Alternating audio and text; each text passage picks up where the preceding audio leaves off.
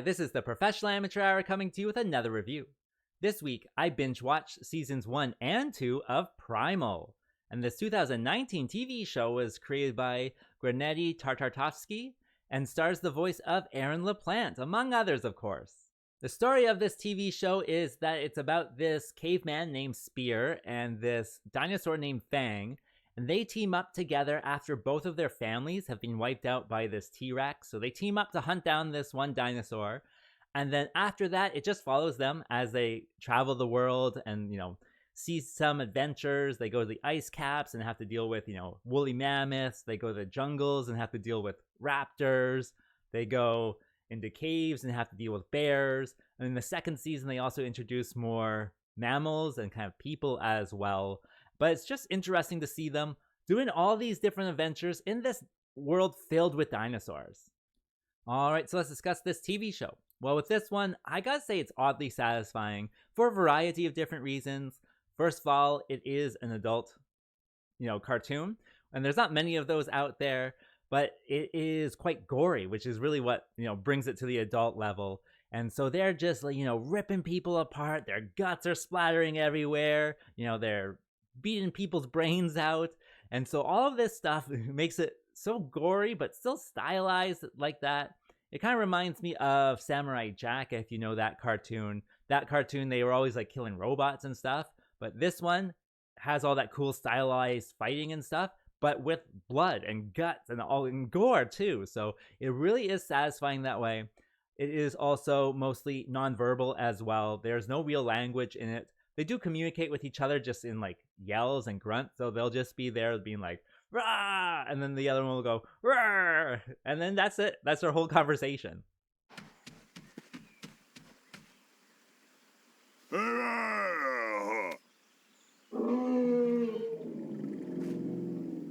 So the nonverbal quality of it certainly adds to my satisfaction as well. You don't really need to understand any language to go along with it. It's really compelling that way as well. You really do get to feel the emotions of the characters. Also, their personality is as well. Like the dinosaur is really animalistic, and it comes across as so. So it's just lots of different things that go in this one that just, like I said, oddly satisfying TV show. In addition, once they get out into the world and start their adventures, I gotta say that the stories that they tell are just fun. Most of them, at least in the first season, are like, one episode arcs.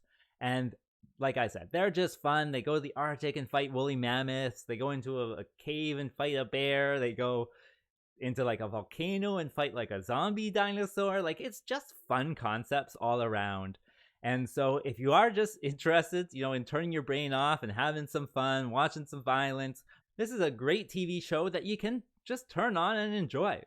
And another thing I did enjoy was that the dinosaur always had the same stripes. First of all, on a dinosaur, stripes are an interesting choice, but them always being the same, I did enjoy that. It certainly showed consistency, even though sometimes it wasn't in the show.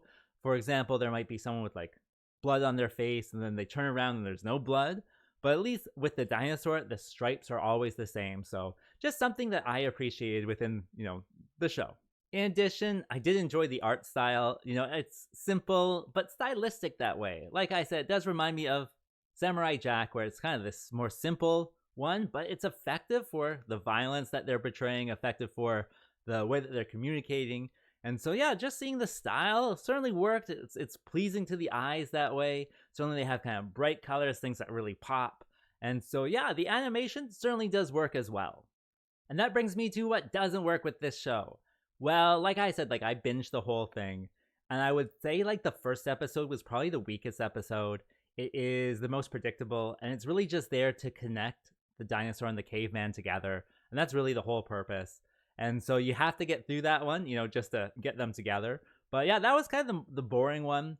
And there were other episodes that I didn't particularly care for. There's a few episodes that don't even involve the caveman or the dinosaur. And so I kind of just fast forward through most of those ones.